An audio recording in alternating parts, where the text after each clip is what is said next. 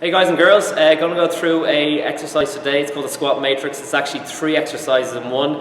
The reason being is our hip joint moves in 3 different planes, straight ahead, out to the side, and it rotates. So it's important that we strength train all and warm up all movements of the hip. This is great for if you're getting in and out of the car, if you're picking up the kids, if you're turning with load, with carrying bags, stuff like that. Also if you're playing sport at the weekend or exercise in general, it's important that we get all 3 movements done. So I'm going to go through all 3 now. The first is split squat. I'm going to get a good stride, get my feet nice and far apart, toes straight. I'm going to have my hands behind my head, pull my elbows back, just to open up my chest to get my posture right. Long stride, toes forward, hands behind the head, elbows back, and then I'm going to drop straight down that back knee. Just about touch the floor and come back up. Dropping down, touch the floor, come back up. I'm not dropping and leaving my weight there. I'm just touching and coming straight back up. More importantly, what's happening at the front is my knee is staying over my ankle. It's not shooting forward. That's the most important part. We want to keep that chin vertical, okay, pointing straight up to the ceiling. Right, so next we've got the lateral squat. This time we're moving out to the side. Toes straight, really wide distance between the feet. The wider the better on this. So I'm going to get a really wide stance. My toes are straight. Again, I'm trying to keep my chest up, keep my posture in a correct position. My arms up are going to help me in that position, this zombie pose. So you're up in this position. I'm going to sit into one hip, sit into that side, and keeping that knee straight. That's a very important part. Knee straight, sit into the hip. This will create the length of the adductor of the inside. Up to the middle, sitting back into the hip, knee straight, side to side, and at this pace. Nice and comfortable, not rushing through it, just create the movement nice and slowly.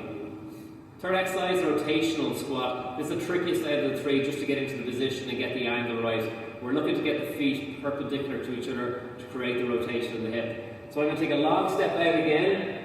One foot's pointed one way, one foot's pointed the other way, trying to create that 90-degree angle. And all I'm going to do is lift the arms, sit into one hip, rotate the hip on this side. So my toe is coming up to the ceiling and keeping that knee straight like a lateral squat. So I'm down, I'm rotating, lifting the toe up to the ceiling, sitting into the hip. Then the other side, we do the exact opposite. Lift the toe, sit into the hip. Lift the toe, sit into the hip. Nice and slowly.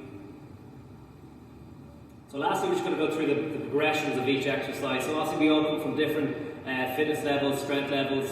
So we want to make sure that we get the right load for you specifically. So first, this is a PVC pipe. You can use a mop, a brush, anything that will just hold your balance when you're in position. Also the top of a chair or a worktop. Anything that will just make sure that you're comfortable going up and down into the squat. So I'm getting my position again. Pipe is down against the floor, hand back, and I'm just dropping down into my split squat. And I'm just using that PVC pipe just to keep my balance. So the next progression is your own body weight. Just like we did earlier on, long strides, hands behind the head, up and down. So next progression, we're getting into load. I have a dumbbell here. You can do this with dumbbell or kettlebell, med ball. Anything that creates an external load. Again, take a long step, long stride, get in position. Top of the dumbbell is against my chest, bottom of the dumbbell is against my upper stomach. Straight up and down. Last progression, we have the external load with 2 dumbbells or 2 kettlebells. Long stride, set myself, shoulders back, keep the posture straight up and down. We want to make sure that those dumbbells are swinging forward and bringing our body weight forward, that they are dropping straight down, so we keep that correct alignment of the knee at the front.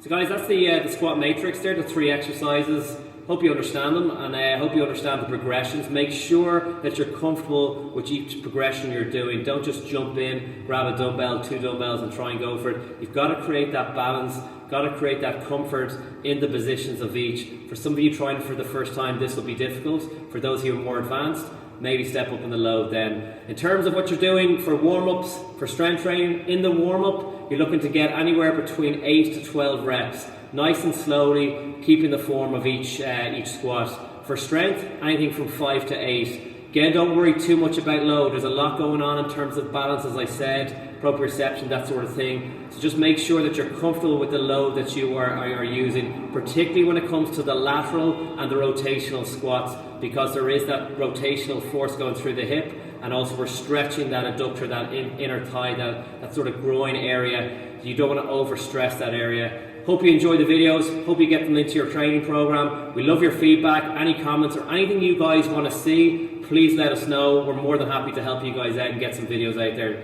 to help you get better at your sport.